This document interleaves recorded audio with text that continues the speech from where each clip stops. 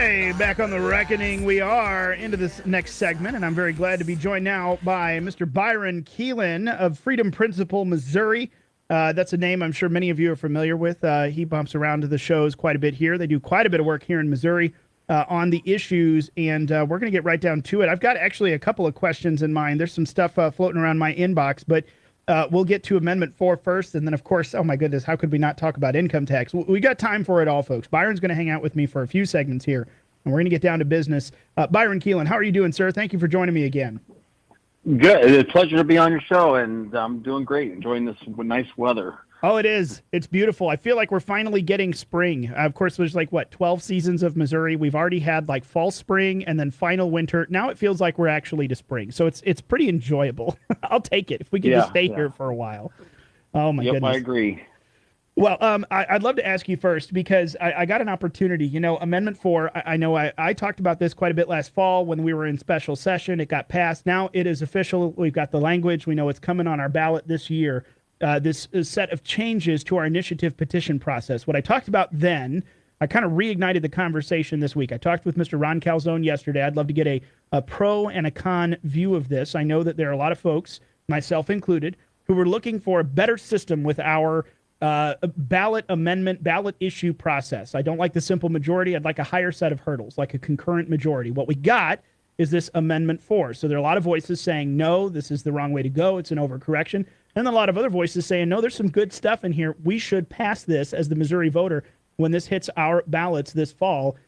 Freedom Principle says a yes vote on 4 is the right way to go. I'd love for you to give me the pitch on that and the reasons, because it's a whole lot more than just initiative petition changes. There's some other stuff buried in this. Why should I vote yes on Amendment 4, Byron? Well, the main thing really is that people need to understand Missouri. We claim that we're a representative republic in this state where we elect people to represent us in Jefferson City. The problem is that's not true under our current initiative petition process. We are, under the current process, a direct democracy state. The Democrats don't need to win elections in order to make changes to our Constitution or to pass basically legislation. They're using the initiative petition process to pass legislation, and they're doing it by putting into our Constitution. So you think about the lottery, the gambling, the marijuana, the abortion issues, the Medicaid expansion. All of these things are things that should have went through the legislature, but because we've had the Republican control of the legislature, they have brought in all of these out-of-state billionaires and even out-of-country billionaires to suppress the legislature and take away our right to basically take our vote away by basically only needing Kansas City and St. Louis in order to pass these initiative petitions. And so if we want to protect our Constitution and make our Constitution great again, we need to pass this amendment coming up so that we can put a stop to this. What we have to understand is Missouri is a test case or a experimental lab for these mad failed policies. They bring these policies, you think about what's going on in New York City and Seattle and in California, they bring them here first a lot of times. And then when they can get them on the ballot and get them passed, then they can see, oh, well, we can do it here. Let's go someplace else and do this. Yeah. And so our threshold is so really bad for constitutional amendments. Yeah. Yeah, it really is. And I mean, my goodness, need to look no further than the November 2024 election with Amendment 3, where Missouri did a full 180 on being one of the most pro-life states in the country to all of a sudden being one of the most onerous pro-abortion states, if everything would have gone through. Now, of course, I know a lot of that's been tied up, and we've got a shot again at that. Well, when you look at that, only 8 out of 114 counties approved that. So less than 12% of counties across the state of Missouri approved turning us from a pro-life state to a pro-abortion state. And so what we need to stop here is allowing these metropolitan areas to take away the vote of the rural voter. The rural voters have no say in any constitutional amendment process. There's not enough of them to outpace the city people. And when you look at areas like Boone County, where Columbia Universities or where Mizzou University is growing, and then you start looking at Springfield and you start looking at Cape Girardeau and Kirksville, where all of these colleges now are becoming universities, and they're bringing in all these woke professors and all of these graduate students and stuff. They're turning these communities from solid red communities into purple and even blue, soon to be potentially blue cities. And so they don't need the rural vote to do this. And so Amendment 4 actually gives all voters an equal say in approving a constitutional amendment, because, we're an economically diverse state. And so imagine to this, particularly for your St. Louis listeners, if the legislature were to approve a city-county merger between St. Louis County and St. Louis City, would we want Kansas City or people in Springfield voting to force us into that kind of situation? No. And so that's what we want. We want to be able to kill anything that is going on the ballot, if particularly, stuff like this. And what we have to understand is that, I've done some research, and since 2002, there have been more than 232 constitutional petitions submitted to the Secretary of State in the last 23 years. Yeah. So we've had 232 attacks on our Constitution, potentially. And basically, the Democrats have tried 180 of those times. They have a 60% success rate of when they get an initiative petition on the ballot, it gets approved. To take that, further, is that you look at the Republicans who have tried 54 times to get constitutional amendments on the ballot, and 0 have made it to the ballot. So we're talking things like personhood. We're talking things like banning abortion. We've tried to get personhood on the ballot 2 times. We tried to get banning abortion 3 times.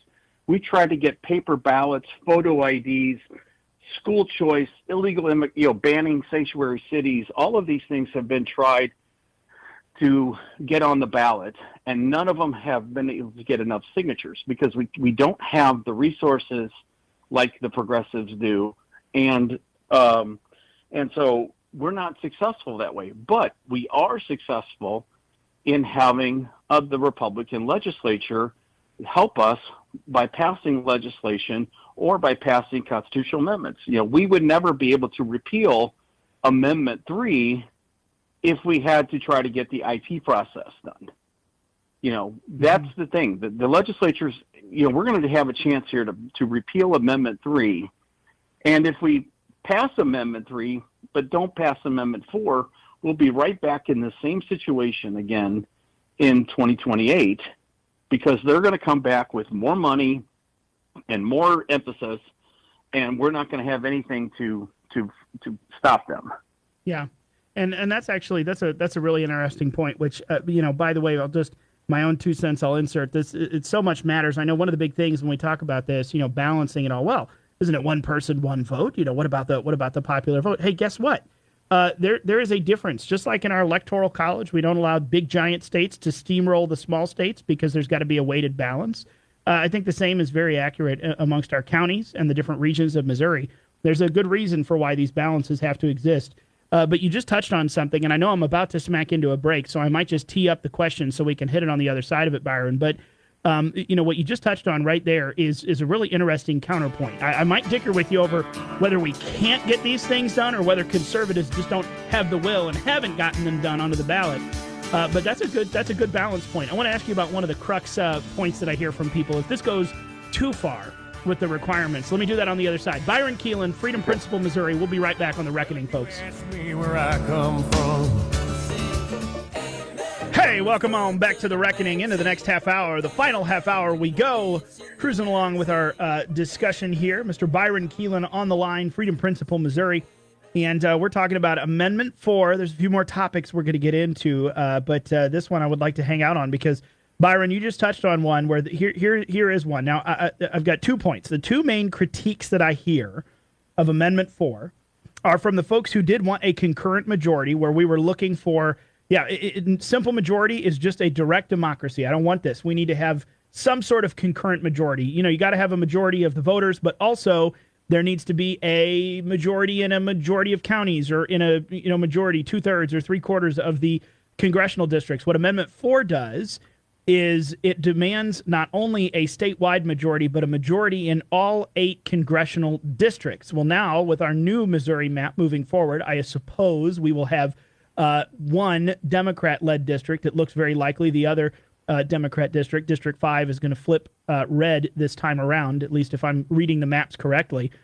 That almost seems like we've set up possibly an impossible standard. I mean, what major ballot amendment or issue or initiative is actually going to meet success in all 8 congressional districts? How is CD1 going to agree with the rest of us unless it's the most mundane of things? Have we essentially just shut down the initiative petition process? If there ever was a time we wanted to usurp the legislature, go around them and use it. What do you say to that, Byron? Well, I mean, the issue here is up until 1908, we didn't even have the ability to amend our Constitution through the citizen initiative petition process. And so that was done for us by, the progressives in 1908 when they passed the current format. And what we, under that old format is that the legislature actually proposed constitutional amendments, and then they needed a simple majority. And what we need to understand is that actually our legislature is a concurrent majority. We elect representatives and senators to represent us, and then the collective number of representatives and senators make up the concurrent majority. And they get to decide. What we have to understand here, regardless of whether they're conservative or progressive initiative petitions, there's no vetting to these initiative petitions. Mm-hmm. And so, like the Respect Mo Voters petition that's going around right now is to basically overturn Article 4, Section 4 of the U.S. Constitution and turn Missouri into a direct democracy state by eliminating any ability for the legislature to amend the Constitution if one of these citizen initiative petitions gets done. And so the issue here is that we elect the representatives to represent us. If we don't like them, we have elections every 2 years. We can throw them out and put somebody in to do this.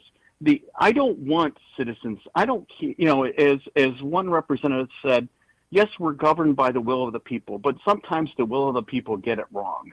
And so I want to make sure that every petition gets vetted. Everything that comes through the legislature is vetted in the House. You have public hearings. You have great debate on the House and Senate floors. Once it passes the House, it goes over to the Senate. The Senate has hearings. It has debates. They have the ability to amend these things. You don't have that with these citizens initiative petitions. They get to determine the ballot language. And what's even worse is that they get 100 words and the legislature only gets 50 words to put on the ballot. And when you look at the Amendment 3 stuff that passed in 2024, they didn't deal with anything regarding the removal of parental consent, the removal of all health and safety standards for women, or the transgendering of kids. They just talked about the abortion issue. And so they lied about that whole process. And people bought it hook, line, and sinker here on particularly in these areas. And so the issue here is that we have to trust, we have to elect good people in the legislature and let them make make them do the Constitution. My brother lives in Louisiana, and their state doesn't even have an initiative petition process. I think it's, we still have, if Amendment 4 passes, you could still make statutory changes to laws through the IP process, and that's still the simple majority plus one. And you can still repeal a state law through a referendum at the 50% plus one. So the only thing that the 8-0 map pertains to are citizen initiative petitions, and I'm okay with that.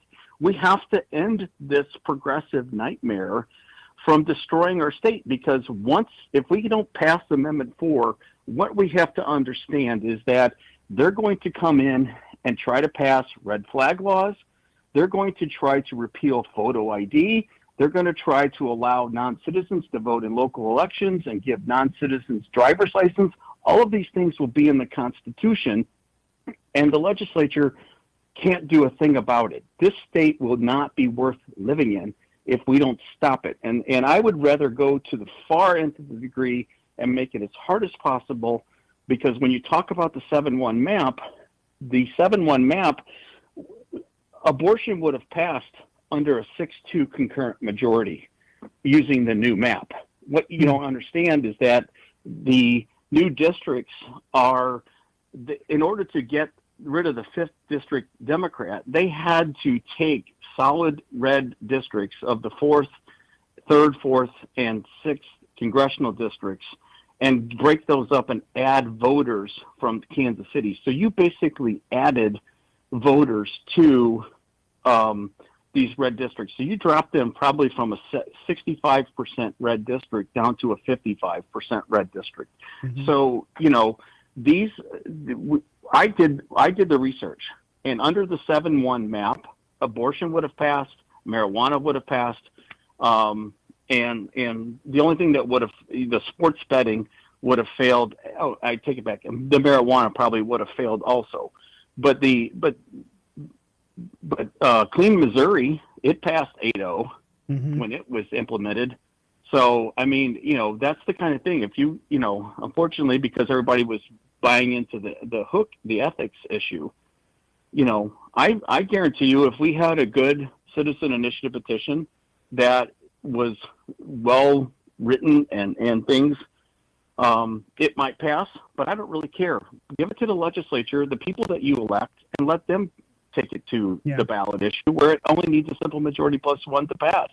And I mean, ideally, I agree with you. I'm you make a good argument, and I think that's a pretty. You don't have to convince me how terrible the citizen-led initiative petitions have been for us, and how unfortunately unreliable and informed and showing up Missouri electorate has been when it comes to some of those. I do think that the legislature should serve as a check and a balance, and we do have say-so there. But I'll say, you talk about, hey, it goes over to the legislature. This is one of our vetting processes. We get, committee hearings and debates and this and that. That's one of the second things I constantly hear. And you can only point to just last week to see some of that shenaniganery pulled in the Senate, where we've got this, HJR 173, the income tax amendment, come through last minute, very little debate. We moved on, we closed it, we moved forward. A lot of folks who don't necessarily trust the legislature to be a part of that process and say, my goodness, these are the only folks, and now we've got a double standard. We don't have to have the concurrent majority. If we've got it going through the legislature, it still just requires 50 plus one. I mean, that's an interesting point. I guess, what do you say to that? And is this maybe an opportunity for you to mention your Missouri 82 Alliance and how we have a check on that system in the legislature? Yeah, I mean, the issue here is that we have, if we're upset about what the legislature did, that's fine. Vote the people, vote them out if you want to vote them out, or what's even better is, replace them with more conservative people, so that if HJR 173 does pass, that we elect good people. If we're not going to trust the people that we elect to represent us, then why are we having elections at all? Why do we just do anarchy and it's every man for themselves with regards to this? Because the issue here is that we don't have to blindly follow or believe everything that the legislature. We have to have a healthy dose of distrust of our legislature. But the way that you hold them accountable is to stay engaged. It's amazing how many voters or citizens are not engaged in the process. 50% of Christians are not registered to vote. 50% of gun owners are not registered to vote.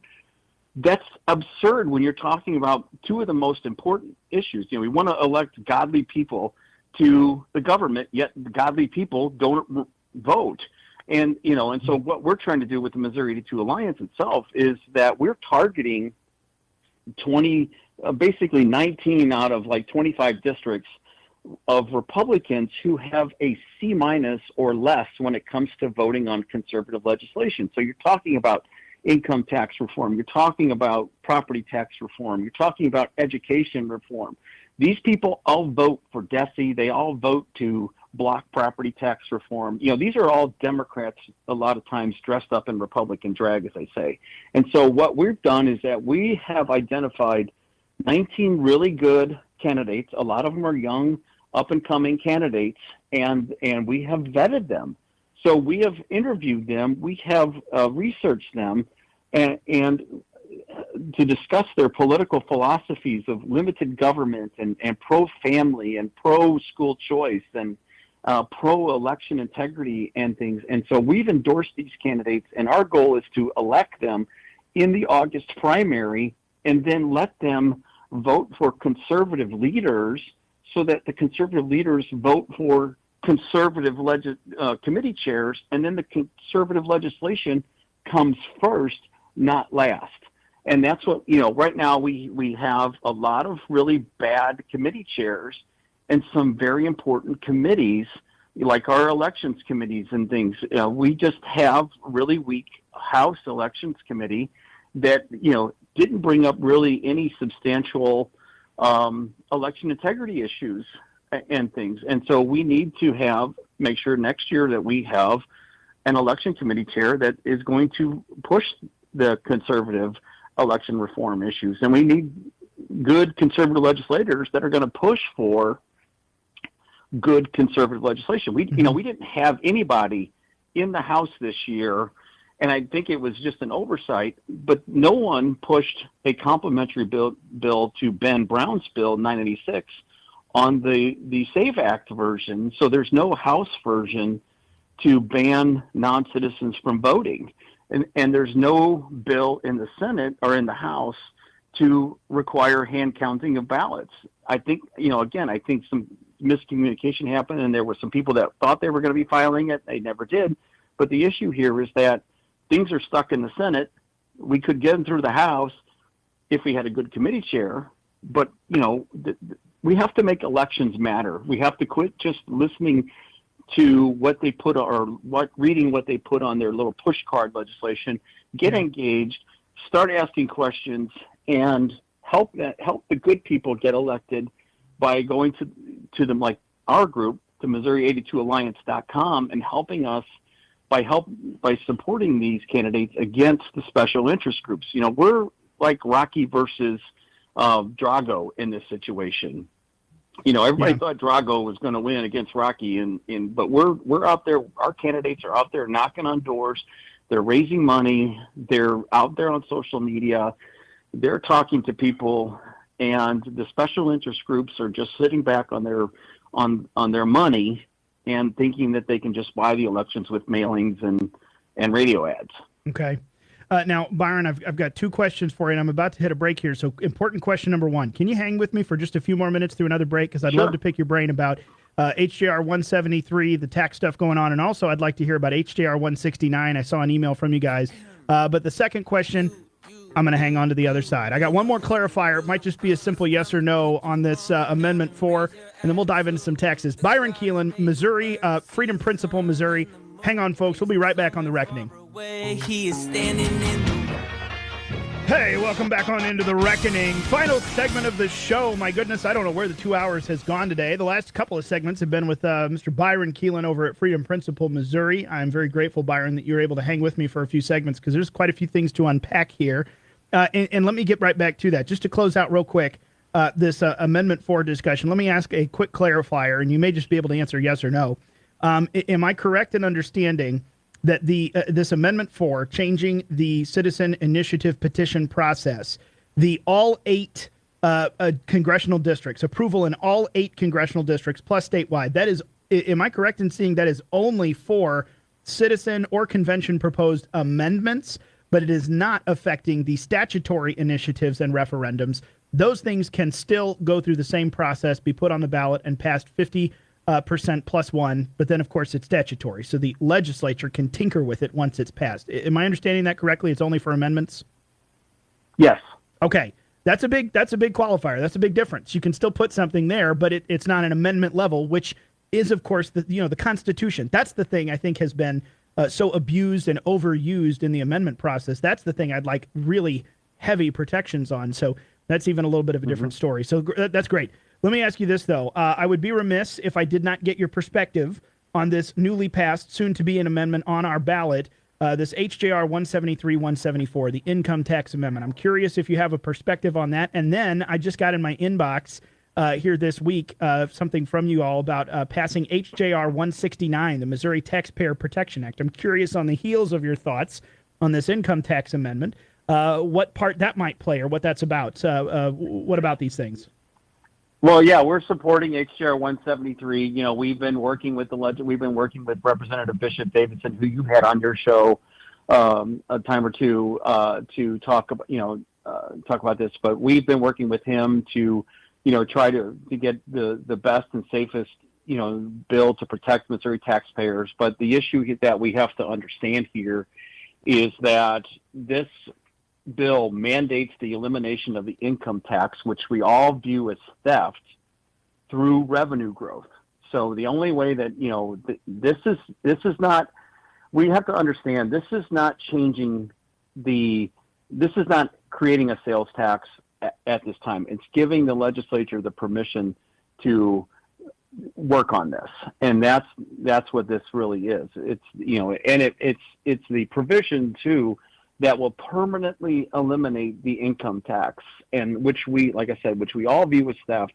And, when you talk about conservatives, we've always proposed for consumption taxes, which is what sales taxes are. Mm-hmm. And so, we have to innovate, because our state really is stagnating to the point where everybody else around us, even Illinois, is going to start doing better than us, because our tax burden is ridiculously, crazy. And then when you look at Arkansas starting to eliminate their taxes, Mississippi has passed, an effort to phase out their tax.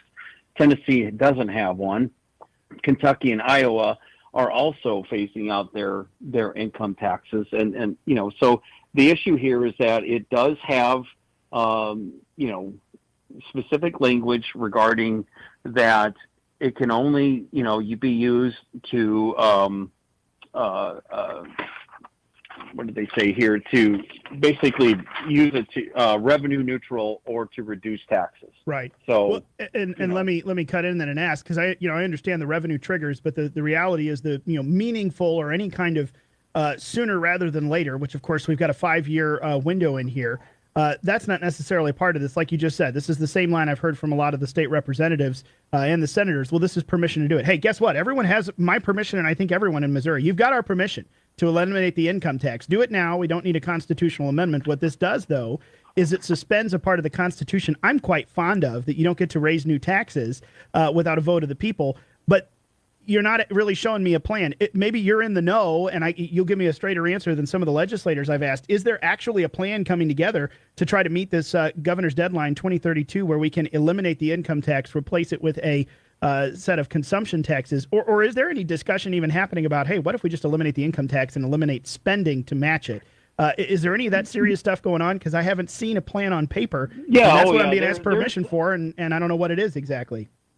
Yeah, I mean, I don't think that they're not going to show their hand right now, because obviously the income tax or the HJR 173 hasn't passed. I think the issue here is that once it does pass, and I know it sounds very Obamacare-ish on this. Yes, it does. But the issue here is that they have had some discussions about this, because I think, some of the people that are working on this are some of the more brighter, fiscally conservative legislators that we have in Jefferson City. And again, I think the issue here is that we have to if we give them permission to do this, we have to then be engaged in the upcoming elections in August and November and vote for the most conservative person. Yeah. And then we have to be engaged and hold them accountable so that they do this. I think,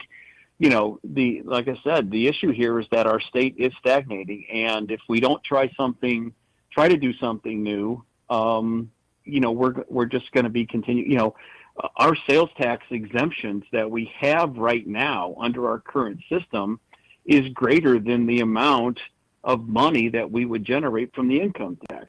So, I mean, we're already exempting ourselves out of a lot of potential revenue sources. And this strictly, says that it's regarding not taxed as of January 1, 2015. So, there's there's going to be some exemptions on there.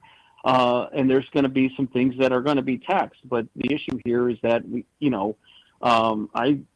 want the consumption tax. We don't want to tax our labor or our productivity. We want to just tax what we purchase, and that's where we have the greater freedom on this. And so that's the mechanism for this. Yeah, absolutely. I agree wholeheartedly on that. And when you talk about 169, HR 169, mm-hmm.